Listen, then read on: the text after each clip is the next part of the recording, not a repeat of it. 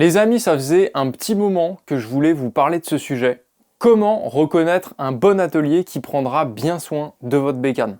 Je ne l'ai pas fait avant car comme je tenais un garage ces 4 dernières années, eh bien il y avait un peu conflit d'intérêts. Et comme je l'ai fermé très récemment, eh bien je vais pouvoir vous balancer tout ce que je sais. On perd pas plus de temps, intro.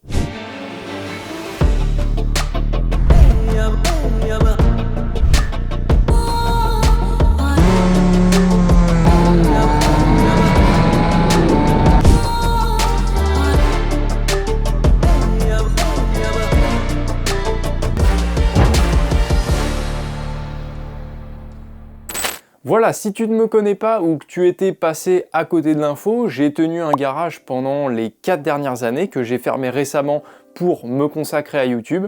Et le moins que je puisse dire, c'est que dans le milieu de la mécanique moto, eh bien, j'en ai vu passer des grosses carottes. Et ayant fait mes conclusions sur ce métier, sur mon atelier, eh bien, je pense qu'il est grand temps que je vous parle de tout ça.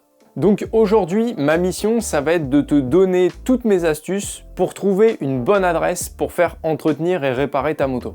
Alors je vais peut-être me faire chier dessus un peu dans les commentaires de cette vidéo, parce que ça ne va peut-être pas plaire à certains professionnels. Mais écoutez, depuis ces 4 dernières années, je me suis battu avec des concurrents véreux qui proposaient des services qui n'en étaient pas au final. Et je pense qu'aujourd'hui, eh bien, il est temps de parler de tout ça. Par exemple, des garages qui vous proposent des entretiens 3 fois moins chers, mais qui ne prennent rien en considération de ce qu'a vraiment besoin votre moto. Et en plus de bousiller votre bécane, ça a pour conséquence de complètement casser le marché de la moto. Et c'est de cette manière qu'on fait couler des petits bouclards honnêtes qui, eux, veulent vraiment se casser la tête pour vous proposer un service de qualité. Donc pour ma part, c'est tout vu, je sais quel bord je veux protéger aujourd'hui. Et donc on voit tout ça ensemble tout de suite. Et alors n'hésite pas, si tu veux que je te balance d'autres trucs du genre dans de prochaines vidéos, tu n'as qu'une seule chose à faire. Tu as juste à me mettre un petit pouce bleu en dessous et à t'abonner, c'est ça qui va donner de la visibilité à cette vidéo et qui va me permettre de continuer cette aventure. Ouais, parce que j'en ai des choses à te dire, je te le garantis. Bon allez, je te donne ma soluce pour trouver un bon mécano. Bon, on va se mettre un petit peu en situation.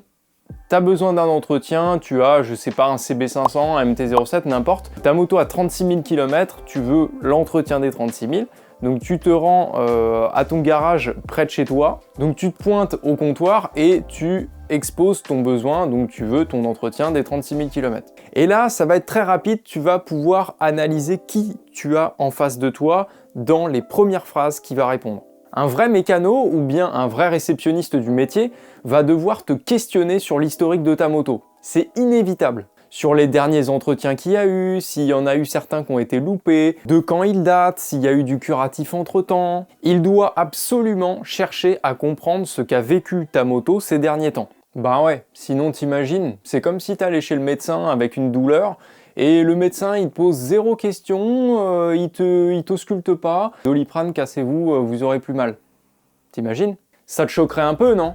Ben c'est pareil pour ta meule, c'est tout aussi important. Parce que c'est pas une fois arrivé dans le virage qu'il faudra se poser la question si ta bécane est bien entretenue. Et considérer que ta santé doit être en meilleur état que celle de ta bécane, eh bien c'est vraiment con. Parce que si t'arrives dans le virage et que tu vas te gaufrer parce qu'elle est mal entretenue, et bah derrière c'est ta santé qui va en pâtir. Je pense que t'es d'accord avec moi, non? Et alors si ton mécano te demande carrément les dernières factures d'entretien de ta moto, c'est nickel. Tu es face à quelqu'un de méticuleux, et ce mécano-là, tu vas pas le croiser à tous les coins de rue. Donc attention, toi aussi t'as ton rôle à jouer là-dedans. Si t'as aucun élément à présenter, que t'as paumé toutes tes factures, tu sais rien de ta moto, le mec va pas pouvoir faire grand-chose pour toi. Si ce n'est qu'une réaction logique et qui sera très professionnelle de sa part, de te proposer de repartir à zéro et de te proposer de refaire tous les entretiens pour repartir sur une bonne base. Et il aura raison. Et là, ayant fait des devis, je peux te le dire, ça coûte une blinde. Donc, sois méticuleux avec tes factures et ton historique de ta moto. Mets-les dans une pochette plastique et ne la mets pas sous ta selle.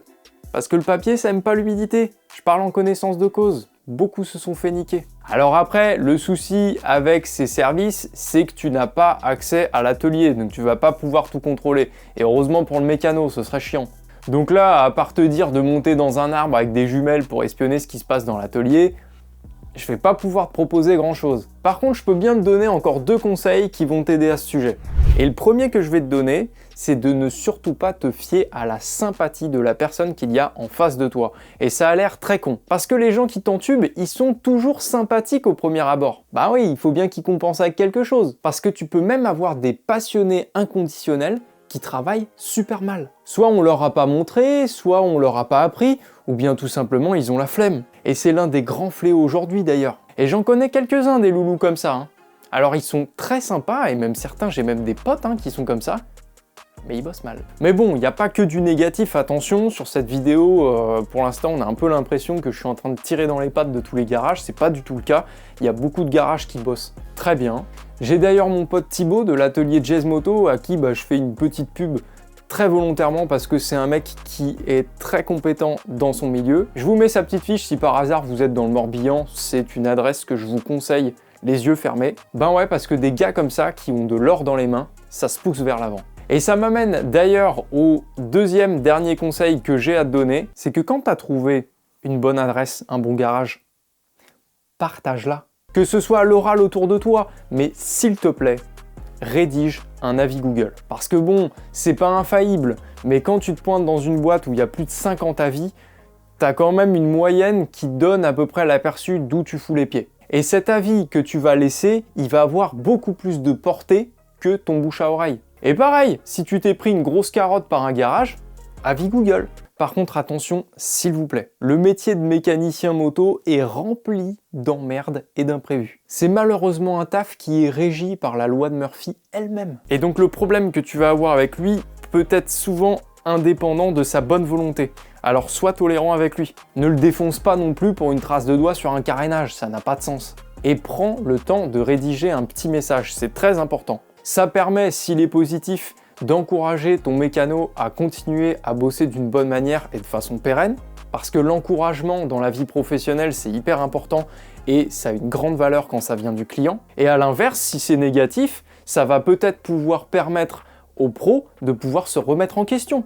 Mais surtout, dans un cas négatif, ça va justifier ta note et ça va étayer tes arguments et convaincre les gens derrière pour ne pas qu'ils se fassent avoir si vraiment t'es tombé sur un gros charlatan. Donc, cher ami, si on doit tout résumer, donc 1, tu dois cerner l'intérêt de l'historique de ta moto venant de ton mécano. C'est essentiel.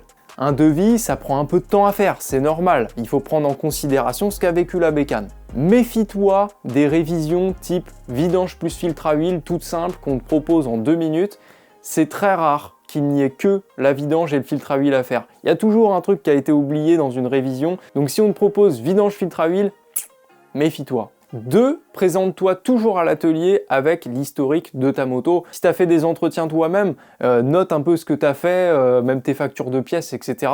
Ça aidera le mécano à bien faire son taf et à être précis. 3, méfie-toi de la sympathie des gens. C'est un point qui a l'air très con, mais c'est le point qui va te convaincre sur place. Moi, je te donne un petit conseil via ce point. Quand tu arrives, tu dis que c'est pour une demande de devis. Tu dis, voilà, je viens juste pour un devis, pour un entretien et tout. Comme ça, déjà, d'emblée, tu t'engages à rien. Le mec va te filer un devis. Si tu vois que le mec te revient pas ou que son service est un peu moyen, eh bien, tu peux lui dire, ok, je prends le devis et puis je vais étudier le truc, quoi. Ça peut être une solution de repartir poliment. Parce que crois-moi, il vaut mieux refuser au dernier moment de laisser ta moto à un glandu que de récupérer sa bécane après et de se rendre compte 6 mois après que ta moto est blindée de petites magouilles. Parce que les petites conneries qu'ils auront fait, tu les verras pas tout de suite. Elles vont mettre du temps à pourrir les choses sur ta moto.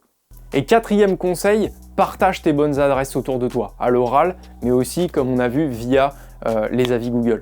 Puis tu peux partager cette vidéo aussi. Voilà, je pense que j'ai fait le tour un petit peu de ce que je voulais vous dire sur ce sujet. Alors il y en aura d'autres, des vidéos de ce type, j'en ai préparé d'autres. J'ai préparé voilà, les 3 arnaques les plus communes qu'on retrouve dans des garages. Là, je suis en train de l'écrire aussi. Et puis j'en ai d'autres aussi sur des réparations qui sont très dangereuses, qui sont très communes dans les garages depuis des années, des trucs qui normalement se font pas et que les garages des fois se permettent de faire, qui vous foutent vraiment en péril. Donc ça, c'est dans les prochaines vidéos. Et si je peux te proposer une petite vidéo pour complémenter un petit peu ce sujet, si tu veux checker les points de sécurité de ta moto toi-même, eh bien je te recommande une petite vidéo que j'ai fait sur checker un petit peu tous les points essentiels sur une bécane en partant voilà, de l'avant de la bécane jusqu'à l'arrière. Je te la mets juste en haut. Et sur ce, j'ai plus qu'à te souhaiter bonne route et à te dire à la prochaine pour de nouvelles vidéos. Et n'oublie pas mon petit pouce bleu, merci d'avance. C'était West Motorcycles, ciao ciao.